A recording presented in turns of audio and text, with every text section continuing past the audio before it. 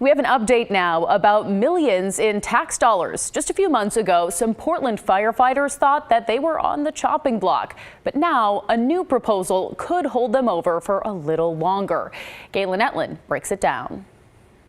Earlier this year, Portland Fire and Rescue faced about $6 million in proposed cuts. But now a new proposal from Mayor Ted Wheeler restores some of that money. Where do we stand now? We are very appreciative of the mayor's budget. I think that he definitely made a decision to put frontline services and boots on the ground. Alan Ferschweiler is president of the Portland Firefighters Association. The union and fire chief pushed back on the originally proposed cuts, which would have closed a fire station and eliminated some frontline responder positions.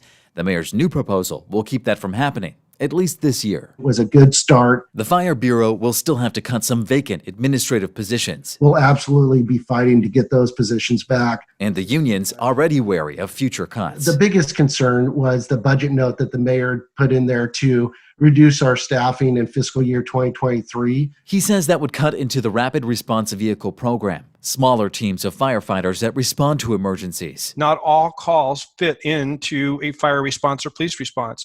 There are many calls that can go a different direction. Mike Myers is Portland's former fire chief and current emergency management director. This year, he was recently assigned to help streamline police, fire, and 911 services.